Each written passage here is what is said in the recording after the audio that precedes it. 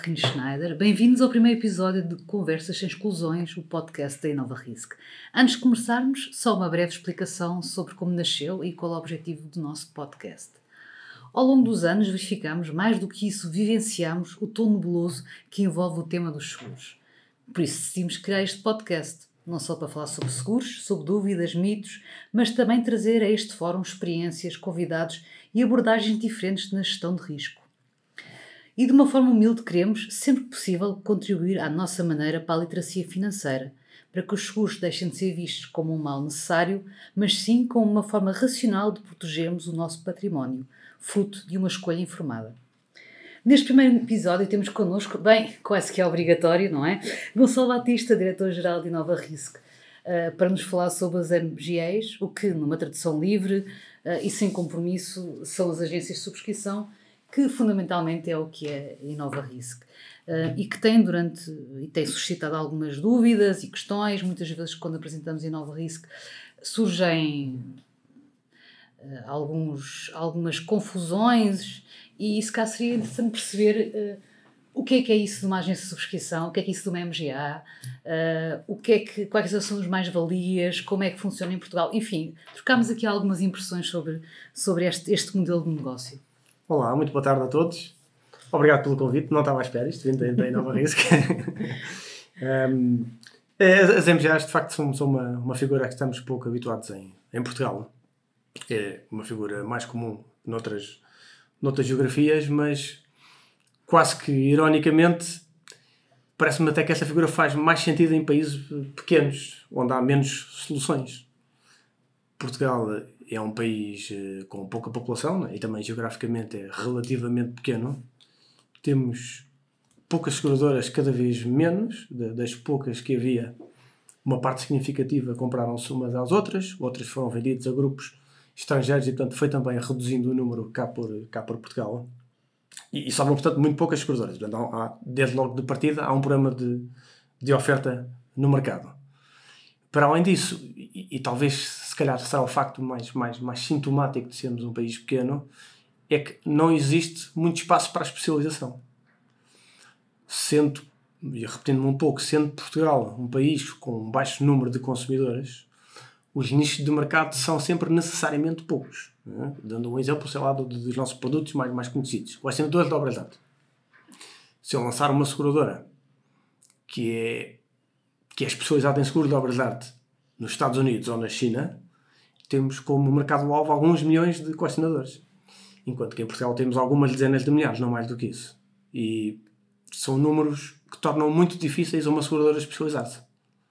Para uma seguradora se especializar, é necessária uma base estatística forte e longa, não é? Não é um bocadinho como fazemos as sondagens em Portugal, que a gente faz uma entrevista, telefones a 150 pessoas e depois faz uma sondagem e ficam depois muito surpreendidos 2 ou 3 semanas mais tarde que afinal o partido que ganhou tem mais de 10% ou teve menos de 10% do que estavam à espera. É preciso uma base estatística sólida para interpretar de uma forma muito exata tendências, depois dentro dos nichos identificar subnichos e perceber quais é que são rentáveis e quais é que não são, o que é que se pode segurar, o que é que não se pode. Tudo isto é extraordinariamente difícil fazer quando a amostra é pequena. Posso fazer o mesmo paralelismo com as sondagens porque acho que funciona bem. E portanto é muito difícil para uma seguradora portuguesa que tem que investir na especialização e os custos de entrada são pesados. É preciso recrutar pessoas, é preciso formar pessoas, provavelmente é preciso mandá-las para o estrangeiro para adquirir conhecimento que não haveria cá.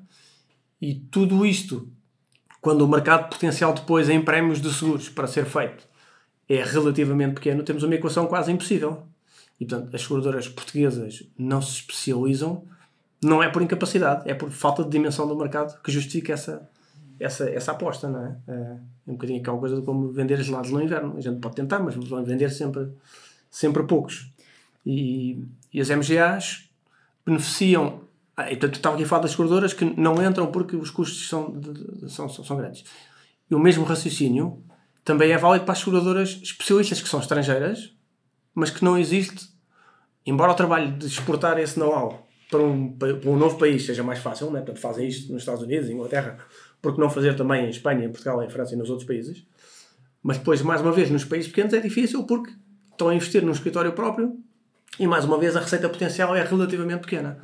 E portanto, é difícil. Temos visto algumas que entram e depois saem, algumas que não chegam a entrar. E hoje em dia, cada vez mais, vemos aqueles discursos de gestão de as empresas querem se centrar no seu core, nos seus territórios core, e os pequeninos vão ficando cada vez mais fora desse exercício de gestão e de planeamento estratégico. E, portanto, as MGAs podem preencher esse vazio. Será eventualmente a grande mais-valia de uma MGA em Portugal, ou seja, um país pequeno, com um grupo pequeno de potenciais clientes, mas que exigem especialização. Sim, e no fundo o que nós fazemos e que podemos fazer é que tratamos não apenas um nicho de mercado, mas vários, não é?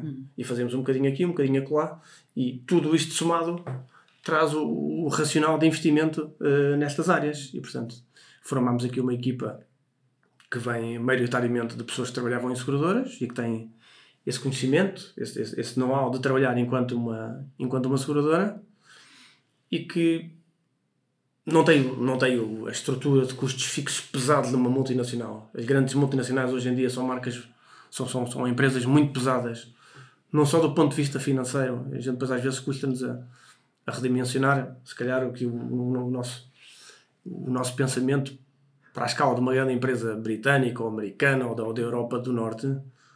Tudo o que fazem, seja em custos de IT, seja de recrutamento, só custos internos, cada vez que contratam uma pessoa, só os custos internos de alocar para essa contratação são um absurdo, são mais do que os custos diretos de recrutar uma pessoa em Portugal, não é? E, portanto, tudo isto são dificuldades. E o MEM já pode ajudar a superar muitas dessas dificuldades. E, portanto, aí temos um espaço óbvio de entrada. Quais é que são, a teu ver, as diferenças entre uma MGA num país qualquer, sem ser Portugal, e uma MGA em Portugal? Sim. Só ainda antes de responder essa pergunta, vou só aqui centrar um bocadinho na explicação do que é uma MGA, porque muitas pessoas que nos estão a ouvir não terão esse conceito bem presente. Aliás, tem graça porque sempre que nós somos entrevistados ou outro espaço qualquer em que as pessoas tentam definir o que é uma MGA, começam-se a engasgar e a fazer uma explicação muito complicada, de 2 linhas, para definir uma coisa que é até bastante simples na sua essência, que é uma MGA, que quer dizer Managing General Agent, que a tradução para português mais frequente é agência de subscrição, embora depois, em muitos casos, e no nosso certamente que sim, façamos muito mais do que só a subscrição. É, na sua essência, uma empresa que é uma medidora de seguros, mas que exerce a atividade de seguradoras. E, portanto, não faz o papel normal da mediação de seguros. O que faz é, seja não só a subscrição, como o nome agência de subscrição sugere, mas também a regularização de sinistros, mesmo o desenvolvimento das marcas e os planos de marketing e vendas, em alguns casos a própria relação com o regulador, a parte do controle de crédito, algumas partes da área financeira. Portanto, uma MGA normalmente absorve quase todas essas tarefas de uma seguradora. E portanto, uma seguradora é como se tivesse o escritório cá sem o ter. E, portanto, tem um bocadinho o melhor dos dois mundos. Tem depois outros desafios, mas pelo menos a esse nível dos custos de entrada não os tem. Portanto, uma MGA, numa definição muito simples, é isso. É uma empresa que juridicamente tem que ser uma mediadora de seguros, porque não existe um outro formato. Existe em alguns países, não é? Como sabes, em Espanha, por exemplo, existe o formato das agências de subscrição. Cá não existe, é uma mediadora normal, só que faz um trabalho completamente diferente das mediadoras, faz o trabalho das seguradoras. E regressando à minha pergunta anterior, comparando com os modelos que existem na Europa, não sendo muitos, mas existem alguns, e o modelo que nós temos em Portugal, sendo que nós temos sempre enfim, o papel de agentes de seguros e não de agência de subscrição, quais é que achas que são as maiores diferenças? Sim, entre as MGAs e as seguradoras? Entre as MGAs fora de Portugal e aquilo que é em Portugal, sendo que um dos maiores... Enfim, o exemplo que nós conhecemos mais de perto é o de Nova Risco, não é? Sim, ok. Deve haver uma diferença em termos de atuação que difere um pouco na linha do que tu tinhas dito anteriormente, que difere aquilo que é uma MGA pura, não é? Sim. E aquilo que nós fazemos cá. Sim, as maiores diferenças, se calhar, estão outra vez um pouco ligadas ao problema da dimensão. Que é, enquanto nos outros países, ou nos países grandes pelo menos, ou nos países ricos e nos grandes, para a sorte deles são as duas coisas, existe muito espaço para distribuições alternativas e para as MGAs preencherem algumas lacunas onde as seguradoras não conseguem chegar.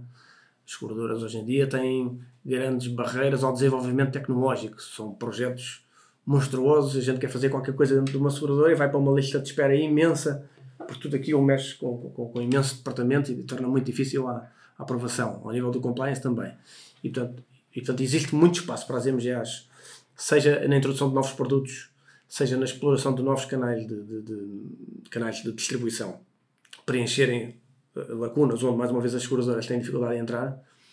Em Portugal, como o mercado é pequeno, também nas MGAs aparecem poucas coisas e se calhar a maior diferença é que a maioria das MGAs, e espero não estar a ser injusto com ninguém em Portugal, são pouco independentes. Normalmente estão ligadas a grupos de mediação e têm ali embora tentem depois fazer a distribuição no canal de pequenos agentes, o facto de não serem completamente independentes traz-lhes ali algumas dores de atuação, porque o mediador olha sempre ali sem saber muito bem se é um parceiro ou se é um concorrente, embora tentem ao máximo, e acredito que consigam ser um parceiro, mas pronto, isto não basta ser, também é preciso parecer, não é? Como dizia o outro, e nem sempre se consegue.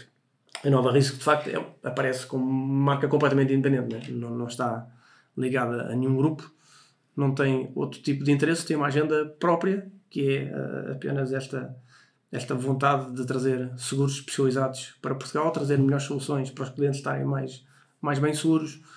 Não é uma arma para captar novos clientes para uma outra estrutura qualquer que faça parte do grupo, não temos isso, não temos nenhuma ligação a nenhuma seguradora. Essa se calhar será a maior diferença. Acho que a Nova Risco está mais próxima do que é um modelo internacional do que, com algumas exceções, não vou aqui falar em nomes para não fazer publicidade à concorrência, mas a Nova Risco estará mais próxima do que é mesmo já no modelo internacional do que algumas das soluções que temos por cá, que muitas vezes parecem extensões da mediadora de seguros e não propriamente uma unidade que tem uma vida própria e uma agenda própria. E a pegar numa coisa que tinhas dito anteriormente, tinhas falado, enfim, um pouco daquilo que a Nova Risco faz e uma das questões que muitas vezes surge tem a ver com a gestão de sinistros. Sim. Ou seja, que é sempre... Bem, não é propriamente a seguradora, não é um agente que está ligado a uma seguradora específica, é uma entidade autónoma que representa outras seguradoras internacionais. Como é que funciona a gestão de sinistros? Sim. Deve haver histórias interessantes, não é? Sim. Ou pelo menos dúvidas que vão surgindo. Sim, nas seguradoras especialistas há sempre muitas histórias muito engraçadas. Bom, em termos de gestão de sinistros, nós tentamos ao máximo que ela replique o modelo das seguradoras, não é? E que uma pessoa que participa de um sinistro à Nova Risco é como se estivesse a participar o sinistro à seguradora final. E assim é na grande maioria dos sinistros que regularizamos. Temos autonomia para mais de 80% dos sinistros que nos chegam. Depois, nos valores muito elevados, naturalmente é necessária a autorização da casa-mãe para pagar valores de indenizações mais avultadas. Em relação ao tipo de situações, pronto, também é giro dar aqui uma imagem do que é uma seguradora especializada para as pessoas que estão pouco habituadas a ouvir. E podemos até pegar no exemplo da Hiscox, que nós conhecemos bastante bem, que é uma seguradora que carinhamos bastante e na qual, como creio que sabem, a maior parte de nós não, já somos muitos agora. Já somos bastantes, mas sim. Quando começámos em Nova Risco, quase todos nós tínhamos vindo da Hiscox, e portanto trabalhávamos no escritório da Hiscox em Portugal. Quando éramos 10. Que é exatamente, nesses tempos, que é a verdadeira seguradora de especialistas. Isto é muito mais do que um slogan. Os principais subscritores da divisão de habitação e obras de arte na Hiscox, entre outras coisas, também é artista plástico. O outro trabalhava na divisão de relógios da Sotheby's e a Hiscox foi contratá-lo. O outro trabalhava numa galeria de arte e veio trabalhar para a Hiscox. Isto também é válido para outras áreas. Tínhamos uma área de aeroespacial, onde o principal subscritor, que os ingleses chamam underwriter, era um cientista espacial. Tínhamos a área de terrorismo e riscos políticos, que era uma pessoa que tinha estudado ciências políticas também na universidade, e por aí fora. E agora vou chegar aqui à parte das ITs, dos sinistros, peço desculpa, que era também as pessoas que estão a regularizar sinistros, tipicamente vêm dessas áreas. E portanto o que as seguradoras especialistas fazem, pelo menos as boas seguradoras de especialistas, em vez de terem profissionais de seguros às quais vou ensinar umas coisas sobre os nichos de mercado, que é um modelo mais difícil, vão buscar as pessoas aos nichos de mercado e depois sim dão-lhes a formação sobre seguros. E nunca mais me esqueço de nós, quando lançámos a área de responsabilidade civil, e ainda antes de recrutarmos o underwriter, que na altura o Vitor Vieira, né, como sabes, e ainda estava eu ainda com essa pasta muito em part-time. Havia um corretor que tinha um pedido de cotação de uns sistemas de satélites, de uns barcos que navegavam nas costas africanas, e pediram-nos cotação, e eu falei com o colega em Londres da subscrição, depois mais tarde até veio trabalhar em sinistros, por isso que me estava a lembrar desse caso, e ele em meia hora fez-nos um relatório completo de todas as especificações daqueles satélites, todos os problemas que já tinham tido, se fosse na costa africana, fosse e portanto é um grau de especialização brutal. Histórias engraçadas há muitas, algumas até de sinistros que não passaram por nós. Há uma outra muito engraçada, há uma que nunca mais me, sei lá, assim, de casos ridículos só por serem engraçados. Lembro-me de uma em que um ladrão roubou um quadro de casa do nosso cliente e depois fugiu de bicicleta. Portanto, roubou também a bicicleta e levou o quadro debaixo do braço para fugir. Mas mais tarde foi apanhado. Mas, sei lá, lembro-me de um que depois não estava coberto, mas foi um sinistro bastante curioso, que era uma tela que tinha perdido o brilho e não sabia muito bem porquê. E o quadro estava na sala e foi lá o perito a primeira vez e o quadro não estava exposto à luz solar, não tinha sofrido nenhum derrame de nenhum líquido, de nada que fizesse suspeitar que eu teria deteriorado o quadro, e portanto não identificaram nada e foi-se embora. E depois o cliente não aceitava, mas não é possível, tenho a certeza, o quadro está bom, tenho aqui fotografias do quadro quando estava bom e agora, como pode ver, a coloração não está igual. E então lá vão o perito uma segunda vez, e na segunda vez que o perito vai lá à casa, entretanto alguém toca a campainha e era o filho do dono, que já não morava lá na casa e que tinha chegado, e estava o cão dentro da sala, muito contente porque o filho do dono tinha chegado e a abanar a cauda a raspar na tela do quadro. E portanto o perito por acaso reparou nisso e viu ali a causa dos danos.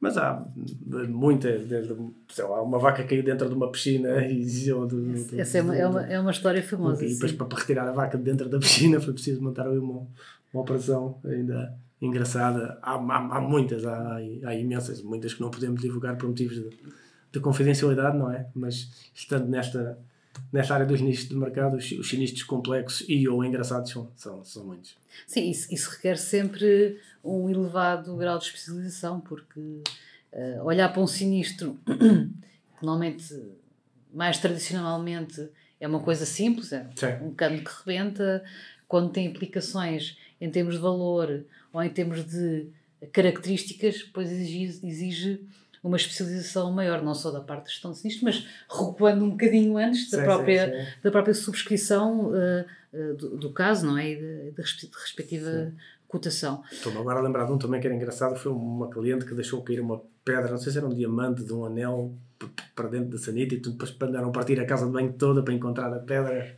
Isso é uma coisa recambulesca. Houve um bastante interessante, já agora, desculpa, de histórias engraçadas para as pessoas perceberem, às vezes os problemas até do ponto de vista jurídico são complexos, que tínhamos Hiscox, já há algumas décadas atrás, um quadro seguro, julgo eu que era na Tate, e que foi roubado, e que tinha sido uma doação do próprio Francis Bacon para a Tate Gallery, julgo eu, então para o National Museum, um dos dois, e o quadro foi roubado. E no contrato de doação de Francis Bacon para o museu estava estipulado que aquele quadro nunca poderia ser vendido. E, portanto, o problema do ponto de vista jurídico depois era que se esse segurador indemnizasse o museu, mais tarde, se o quadro fosse recuperado, depois, não sei, na forma como o contrato estava resolvido, que depois ia se transformar numa venda que não podia ser possível. E então fizeram ali uma abordagem do tipo sites de apostas, foi calcular a probabilidade do quadro reaparecer e indemnizar o museu nesse sentido, e, portanto, se estipulassem que era 30%, para indemnizar, um bocadinho como uma casa de apostas faria, sim. Não é? Atribuir-lhe uma porcentagem, indemnizar essa porcentagem.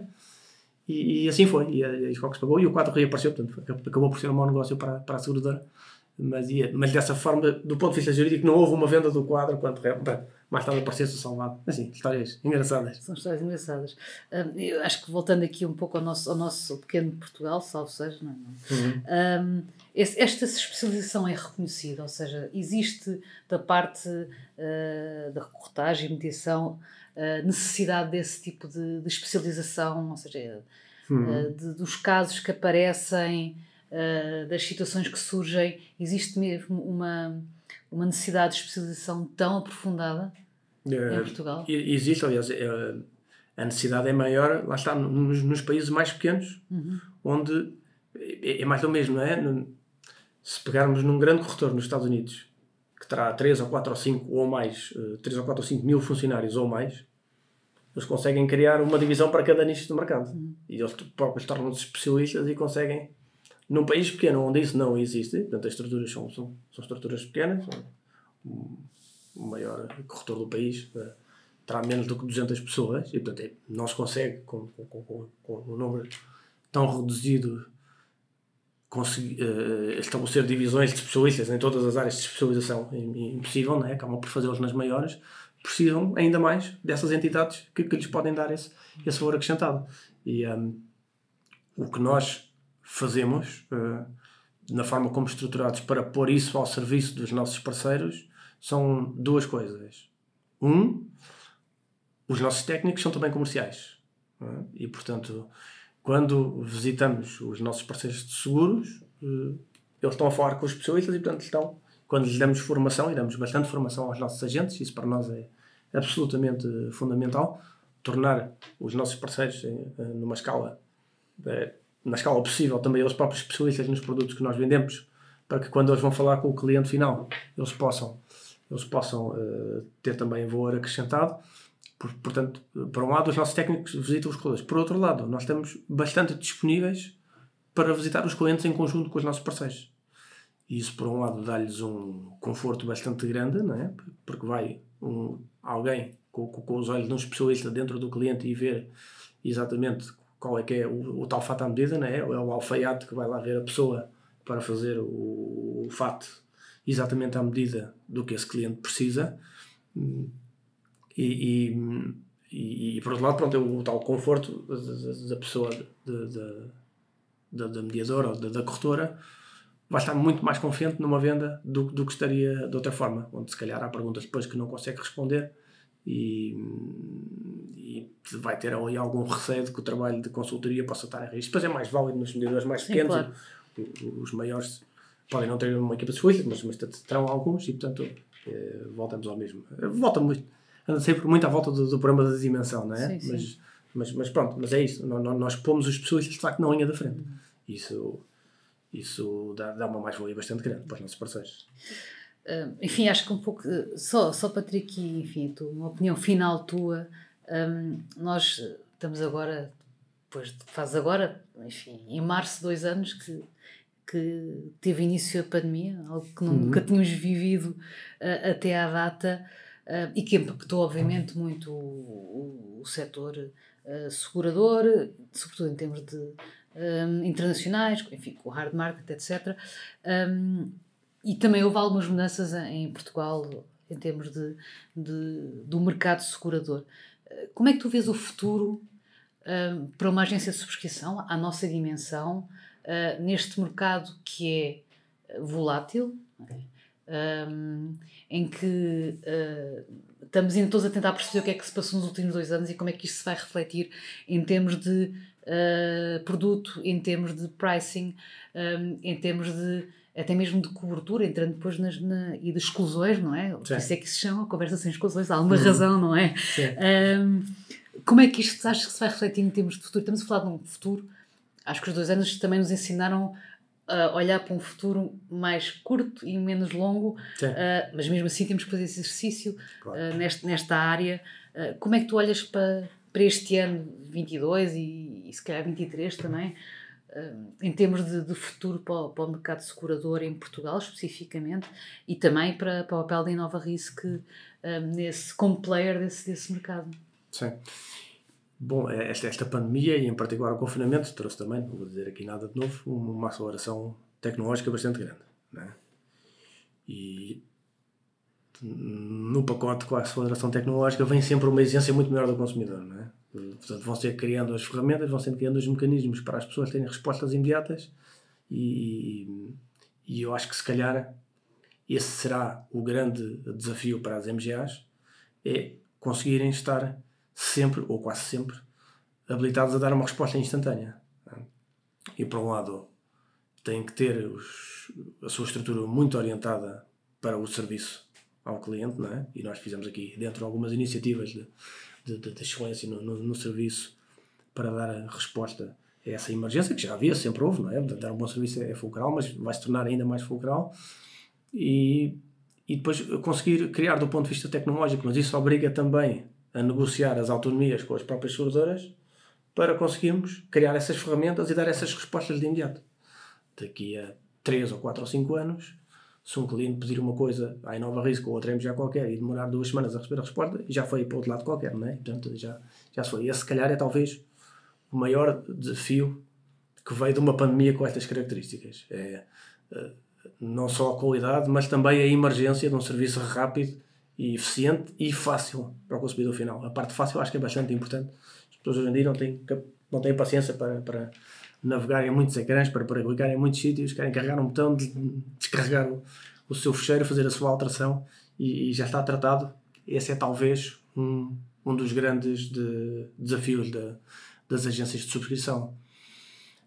Depois há outros desafios que vêm também se calhar também acelerados pela pandemia, mas não necessariamente, que vêm um bocadinho com a globalização, não é? Um mundo cada vez mais pequeno e, portanto, uma seguradora de um outro país qualquer que antes se calhar teria uma dificuldade incrível de transacionar em Portugal muito à distância, essas barreiras vão se esbatendo, não é?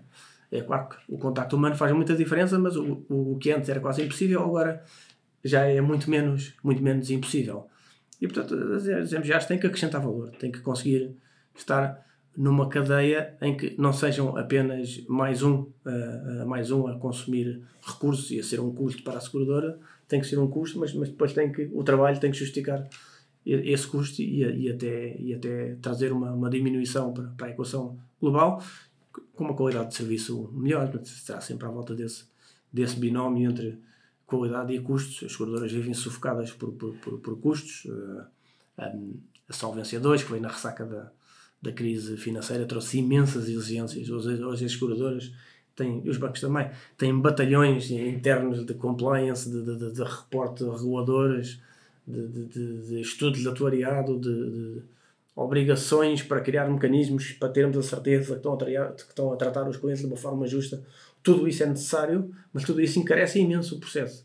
E, portanto, de toda esta confusão, ainda estamos todos a perceber como é que vamos sair dela e quem é que vai ocupar o espaço de quem, sendo que, pronto, e uma vez mais, embora acredito que, sendo parte interessada, se calhar tenha uma visão engessada sobre o tema, mas as MGAs têm muito mais facilidade em responder a algum tipo de problemas, porque são estruturas muito menos pesadas e mais ágeis e portanto muito mais ágeis do que seguradoras, e principalmente grandes grupos internacionais, onde hoje em dia é muito difícil fazer. Então, se formos fora de pequenos países, é quase impossível.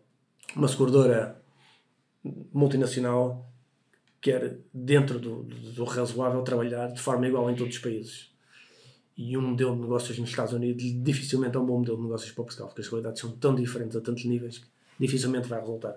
E, portanto, pronto, as MGAs podem, no fundo, dar um cunho português a seguradoras de outras geografias, e conseguindo aqui uma oferta mais adequada, né, para o nosso mercado, para os nossos consumidores, para as nossas formas de trabalhar. E, portanto, traz essas vantagens todas, espero. Sim, que o futuro nos traga também, enfim, outras seguradoras especializadas internacionais a confiar na Inova Risco, né? E no serviço que se presta. Obrigada, Gonçalo, pela tua presença e pela explicação, e esperamos que este primeiro episódio do nosso webcast tenha respondido a algumas questões sobre o que é uma MGA e sobre o que é uma agência de subscrição, e que a partir de agora não tínhamos tantas dúvidas quando tentamos explicar o que é que nós fazemos e quem nós somos. Por isso, obrigada, Gonçalo, por estares presente neste nosso primeiro episódio. E de resto, agradeço a quem nos está a ouvir, espero que em crescendo, que este podcast está disponível em várias plataformas. Por isso, siga-nos nas nossas redes sociais e em breve teremos um novo podcast. Obrigada. Obrigado também.